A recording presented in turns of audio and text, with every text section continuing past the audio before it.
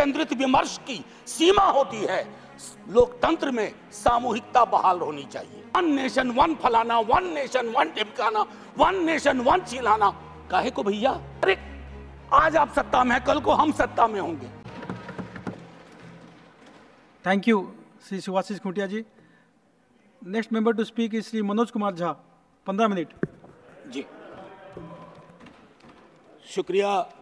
शुक्रिया vice chairman साहब, शुक्रिया तमाम सदस्यों का जो नए चुन के आए हैं, शुक्रिया इस मैंडेट का भी जिसने दोनों पक्षों को एक संदेश दिया है।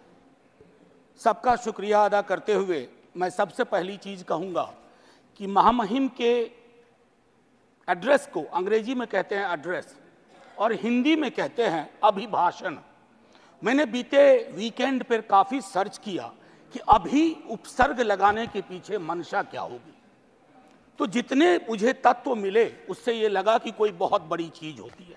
मुझे स्मरण हुआ लोकसभा में प्रोफेसर हिरेन मुखर्जी थे, वो कहा करते थे कि अभिभाषण यानी प्रेसिडेंशियल एड्रेस पक्ष और विपक्ष को मिलकर लिखना चाहिए। पक्ष सिर्फ अगर लिखता है, या उस वक्त कह रहे थे हिरेन मुखर्जी, तो कोशिश ये होती है कि दृष्टिहीनों को चश्मा पकड़ा दिया जाए। हमारी कोशिश वो नहीं होनी चाहिए। मैंने पिछली दफा भी कहा था, अब कब ये बदलाव होगा मैं नहीं जानता, लेकिन इस मैंडेट को मैं सबसे पहले बोलूंगा, उसके बाद बिंदुवार कुछ चीजों पर पैरा दर पैरा जो अभिभाषण के संदर्भ थे। शुक्रिया बहुत बहुत। तो वाइस चेयरमैन साहब, मैं उन बातों का बहुत जिक्र नहीं करूंगा जो उनकी बातों में शुमार नहीं थी। अब ये मैंडेट की बहुत चर्चा हो रही है, मैं नहीं जाना चाहता हूं। किसी ने कहा अब की बार फलाना पार चिलाना पार, हमने ये कहा, लेकिन मैंडेट दोनों के लिए एक बात कहता है। उधर मैंडेट कहता है कि मैं मेरा मुझको की सीमा होती है, आत्ममुग्धता की सीमा होती है, व्यक्ति केंद्रित विमर्श की सीमा होती है। लोकतंत्र में सामूहिकता बहाल होनी चाहिए। और हमारे लिए संदेश है कि आपने जो कुछ किया शायद इनफ नहीं था। अगर हम किताब संविधान के हाथ में ले रहे हैं तो इसके पन्ना दर पन्ना, सफा दर सफा, हरफ दर हरफ हमको जीना पड़ेगा, लोगों को भरोसा दिलाना पड़ेगा। लेकिन हाँ, इस मैंडेट की कुछ खूबसूरत चीजें बता रहा हूं। लोकतंत्र में सामूहिकता बहाल हुई। मैंने बीते 10 वर्ष से कान तरस गए थे एनडीए सुनने को। बीते 1 महीना में इतनी बार एनडीए सुना, दिल को बहुत सुकून हुआ। यकीन मानिए, विपक्ष में है, शत्रु नहीं है, लेकिन व्यक्ति केंद्रित विमर्श से यह मैंडेट आपको भी बाहर ले आया, वो बेहद आवश्यक था। दूसरी चीज कहूंगा हल्के लाइटर टोन में, अचानक मुझे लग रहा है कि हमारे प्रिय रक्षा मंत्री जी की जबरदस्त वापसी हुई है। हर मोर्चे पे वो हैं। इससे बात करनी है तो रक्षा मंत्री जी, उससे बात करनी है तो रक्षा मंत्री जी। ये सुखद संकेत है, ये सुखद संकेत है इस लोकतंत्र के लिए। अब माननीय वाइस चेयरमैन साहब, मेरा ये कहना है कि नीट को लेकर के बहुत बात हुई, नहीं बोलूंगा। मैं अलहदा आदमी था जब एनटीए बन रहा था, उस समय वेंकैया नायडू जी थे वहां। मैंने 0 आवर में 3 बार कहा कि इस देश को इस तरह की व्यवस्था परेशान करेगी। ये बीमारी नहीं पालनी चाहिए। वन नेशन वन फलाना, वन नेशन वन ढिमकाना, वन नेशन वन चिल्लाना, काहे को भैया? कहीं ऐसी स्थिति नहीं हो जाए कि वन नेशन वन ठेकेदार, वन नेशन वन कॉन्ट्रैक्टर। पूरी तरह हुआ नहीं है संजय भाई, होने की संभावना है। अब अभी मैं इसलिए कह रहा हूं कि लोग कहते हैं कि राजनीति मत करो इस पर।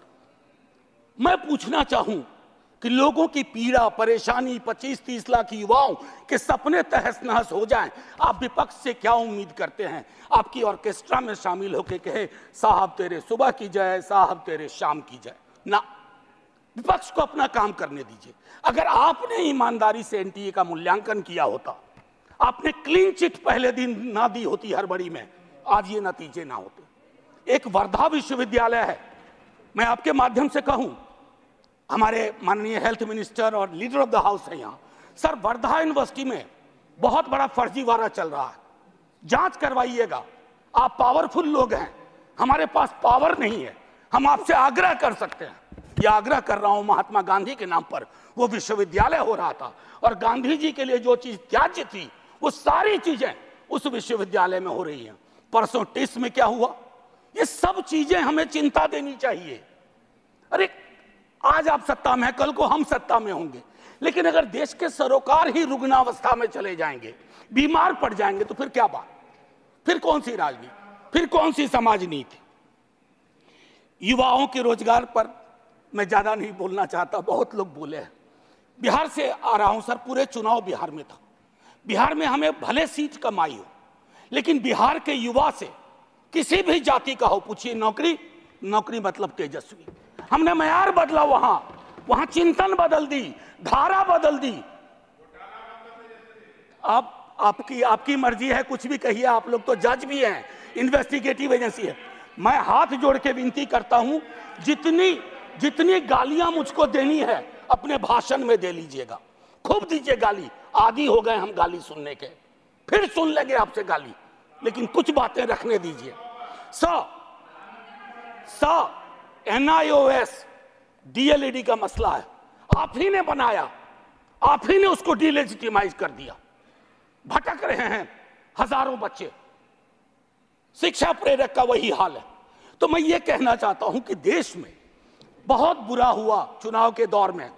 भैंस, मंगलसूत्र, मुजरा, टोटी तोड़ ले जाएगा, बिजली काट देगा। सर परेशान हुए हम लोग। मैं चुनाव देख रहा था बैकरूम से, कंप्लेन कर रहा था इलेक्शन कमीशन को, जिसको दाद दी गई है अभिभाषण में। सर कंप्लेन फर्स्ट फेज में किया, परसों मेल आता है, परसों, डे फॉर यस्टरडे, अपना नाम, पता, असेंबली नंबर, मोबाइल नंबर भेजिए। अब किस बात का भैया, अब किस बात का? ये व्यवस्थाएं हैं। इलेक्शन कमीशन की क्रेडिबिलिटी पे एक सर्वे हुआ, 28% लोगों का सिर्फ भरोसा है। इससे ज्यादा भरोसा तो पंचायत वेब सीरीज में फुलेरा के ग्राम प्रधान का है। लोगों को यह सोचना चाहिए। मैं sir mathematical length of tenure के आधार पर नेहरू बनाने की कोशिश हो रही है। Sir mathematical length of tenure से नेहरू नहीं बनता। नेहरू बनता है जो गर्म हवा को पी सके, दूसरे के जख्म को देख करके उस पर मलहम लगाए, जख्म कुरेदे नहीं, जख्म पे नमक ना छिड़के, वो होता है नेहरू। तो सिर्फ मैथमेटिकल इससे। अब सर आपको एक छोटी चीज बताऊं, जातिगत जनगणना की मांग की थी, हमारे जदयू के साथी लोग भी थे, अभी हैं, मंत्री जी प्रणाम, हमारे जदयू के साथी लोग भी थे। नीतीश जी, तेजस्वी जी ने मिलकर सर्वेक्षण कराया। सर को मैडम कोर्ट में आया। कोर्ट में कौन खड़े हुए यहां, नाम लूं? सॉलिसिटर जनरल ने रोकने की कोशिश की। किसके इशारे पे हो रहा है? एक तरफ आप कहते हैं वंचितों का कोई नुकसान नहीं होने देंगे, और दूसरी तरफ आप इस प्रकार की कोशिशें करते हैं। आज बिहार की सबसे बड़ी मांग है कि सर्वेक्षण के बाद जो आरक्षण का आधार बढ़ाया गया उसको 9वीं अनुसूची में डालिए।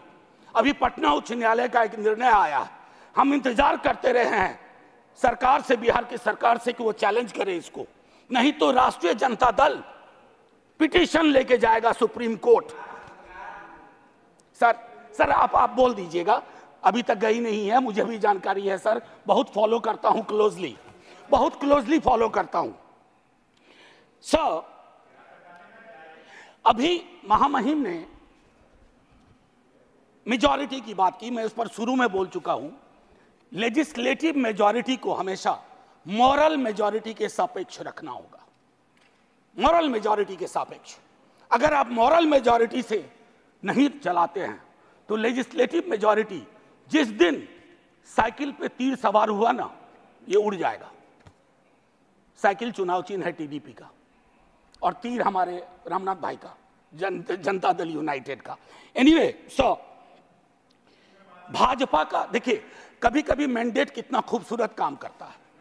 हम बचपने से बीजेपी को मैं फॉलो कर रहा हूं, सारी पार्टीज को करता हूं, बीजेपी को भी कर रहा हूं। बीजेपी का संकल्प पत्र हुआ करता था, इस बार वो हो गया था मोदी जी की गारंटी। इस डेमोक्रेटाइजेशन का जो मैंडेट है, इससे आपको बहुत बड़ा फायदा है। व्यक्ति के समक्ष कोई भी दल समर्पित ना हो जाए। ये मैं समझता हूं उपलब्धि आप लोगों की भी है जी। आरजेडी गारंटी नहीं लिखती है व्यक्ति की।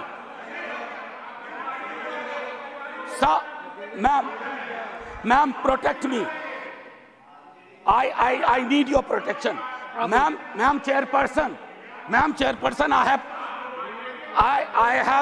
I have 15 minutes. Would you care to sit down, sir? आप जरा बीच में मत बोलिए। ये तरीका नहीं है sir, leader of the house ऐसे चलेगा? आप बीच में मत बोलिए प्लीज।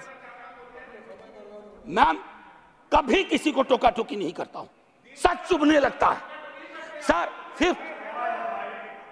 मैं फिफ्थ पैरा दिखाना चाहता हूं, प्रेसिडेंट के एड्रेस का फिफ्थ पैरा। इसमें कहते हैं ग्रोथ स्टोरी। अच्छा लगता है सुन के। What kind of growth? कैसी प्रगति, कैसा विकास? Joblessness, hopelessness, फेसलेसनेस। और आप चाहते हैं कि उस इकोनॉमिक प्रॉस्पेरिटी के पक्ष में हम ताली बजाएं। मैम मेरी ये किताब कॉन्स्टिट्यूशन संभवतः सबसे पहले मैंने ही दिखाना शुरू किया था।